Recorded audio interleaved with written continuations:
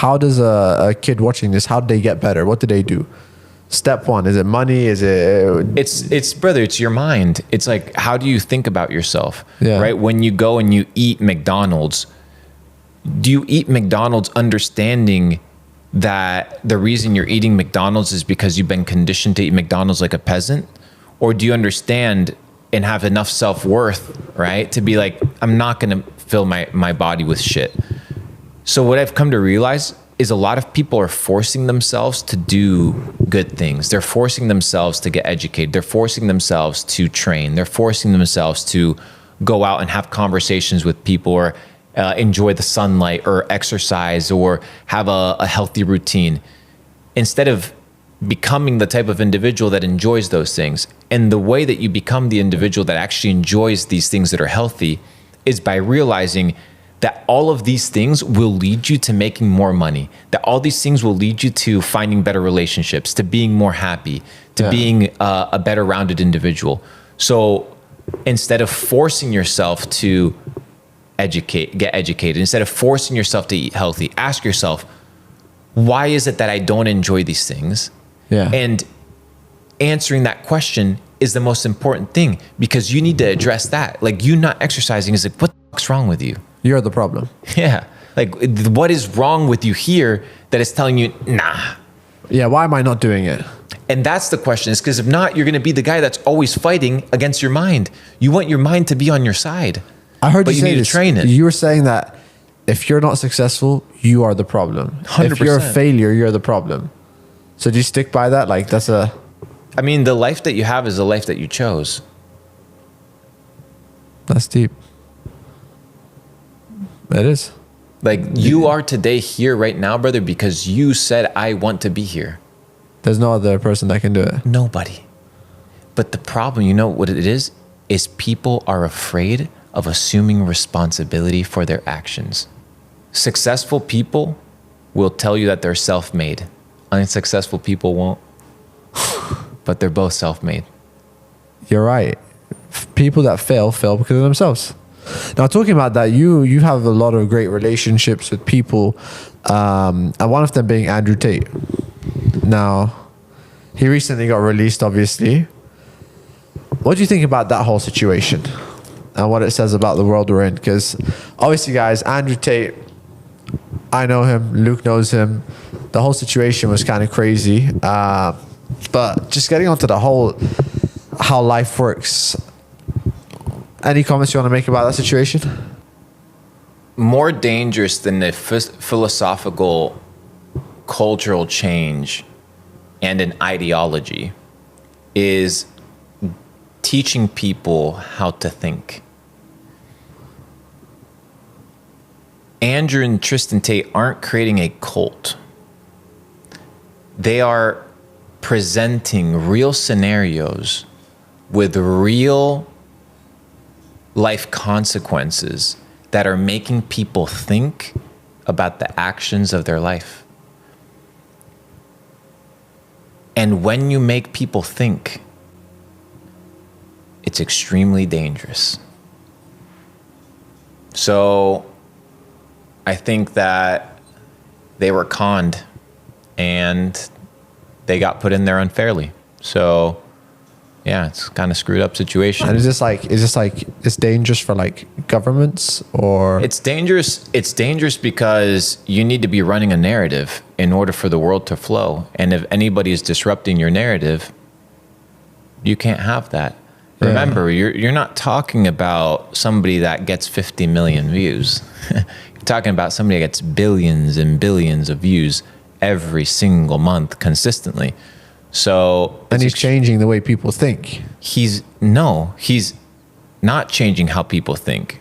That's the big fallacy in this entire scenario. He's making people think. Most people don't think. What is happening right now is a trigger of conversation, of reality check. It's like, okay, this is the narrative, but here is another narrative that just has been introduced that you guys have not been exposed to. Let's see what it says. And a lot of people have been gravitating to this narrative, and this dominant narrative is opposed to this narrative, so therefore it attacks it. It's War 101. And you think that's like the whole matrix system, breaking the matrix, and that to do that is it step one to get out the matrix is just think.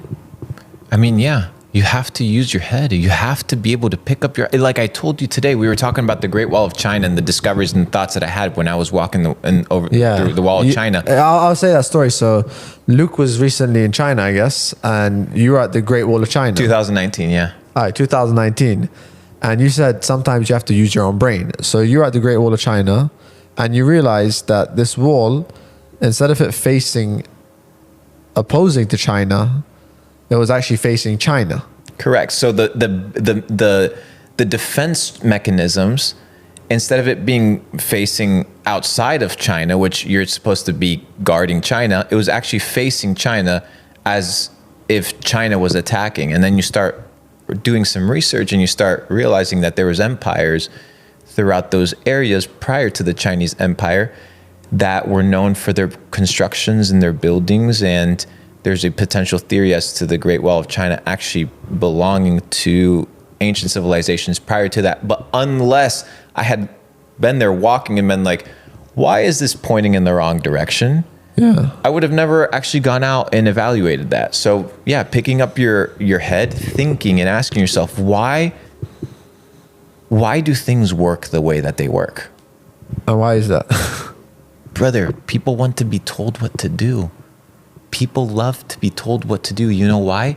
Because when they're told what to do, they can no longer assume responsibility for the outcome. They'll be like, well, he told me what to do. It's his fault. Yeah. It's his fault. But when you have to assume responsibility for your thinking process, for your belief system, when something fails, you can't point at anybody except yourself.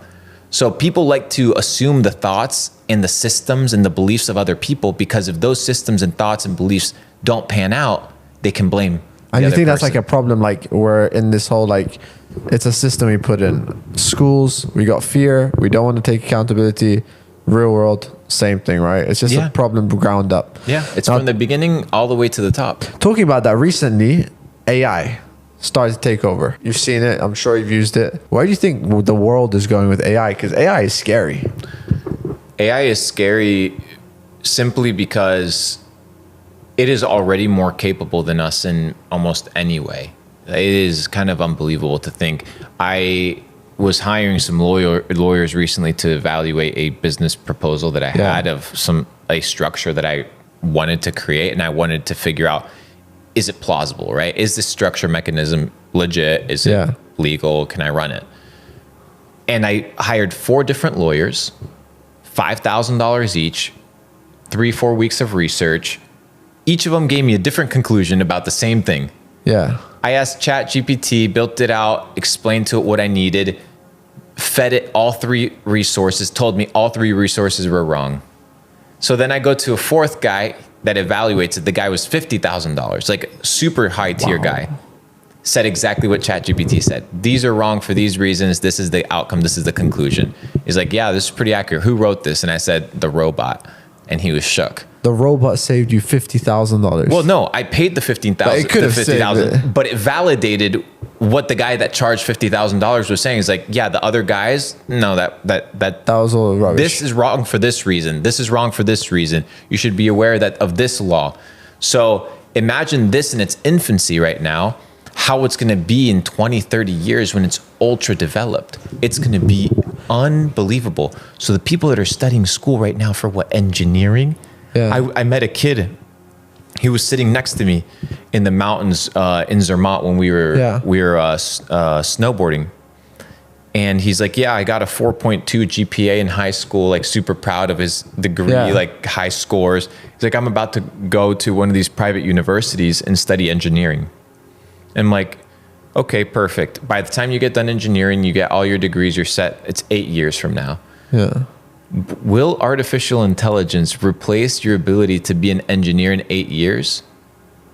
And he got mad, right? He got mad because I presented a plausible scenario as to why his career path was maybe not the best one. Maybe he should become a machine learning specialist or an engineer that understands how to utilize artificial intelligence to leverage their own things. But the problem is the school system right now is still so unadapted to what is going to take place in the future that people are going to be left behind.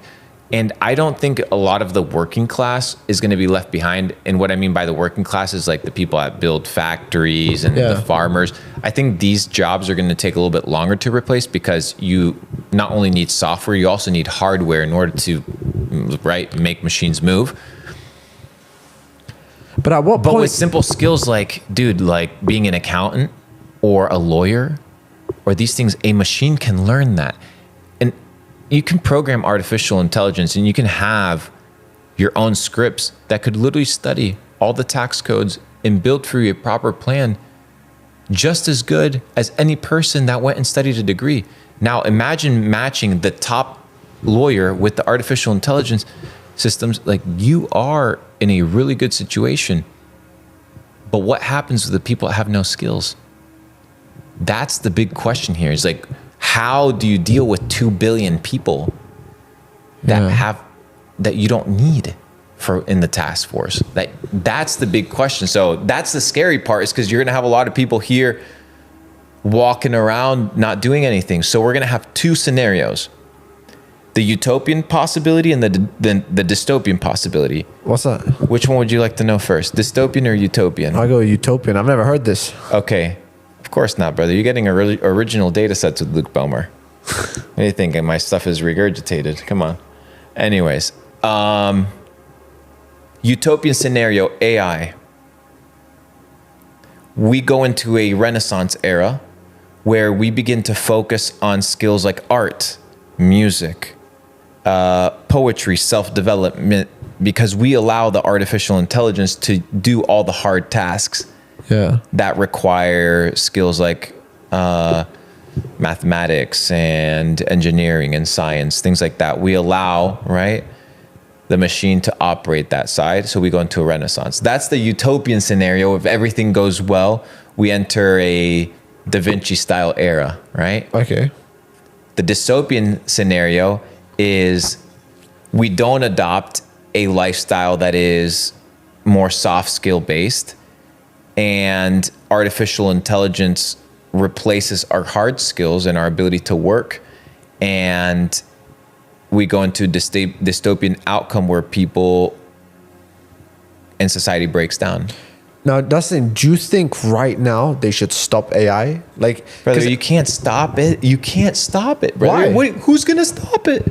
Governments. What government? The governments have been running AI for 20 years, brother. Yeah.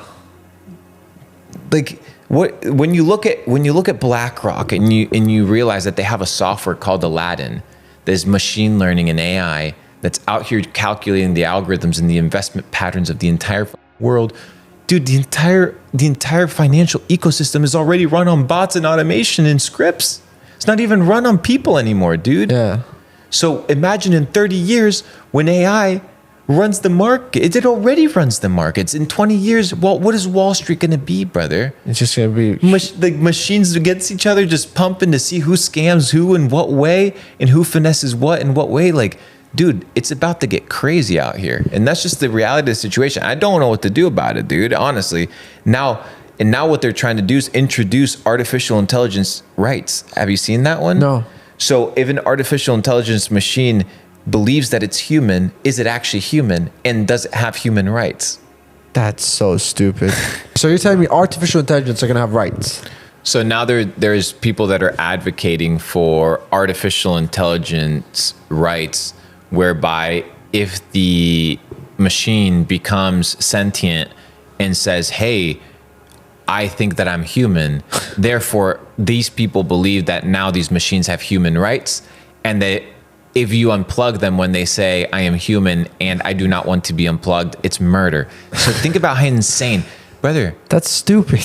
Dude, why do you think these movies... But doesn't a human write that script? No. Do you think these movies are not real? Just wait till the first church of AI comes out where they worship the machine. Mark my words. Play this back in 20 years when it's here. Luke was right. It's coming, it's taking over. Why wouldn't you? Why wouldn't you worship the machine if you don't worship the machine? It f***s you. And the machine is smarter. So every single thing you tell it, it knows a better answer than a human. There you go. So why wouldn't you count on it? perfect. Read the Bible, read the Quran, read the Torah, read all these scriptures. Give me the best advice. The machine knows better than you. It knows every single verse of every book. There you go. So why, like, I see it coming, dude, and it's gonna be crazy. I'm glad that we are probably gonna be dead by the time that this thing goes into full effect. You think AI is going to kill us? I don't know, bro. But we're gonna kill ourselves, bro. We made the AI. Yeah, we're 100% gonna kill ourselves, bro.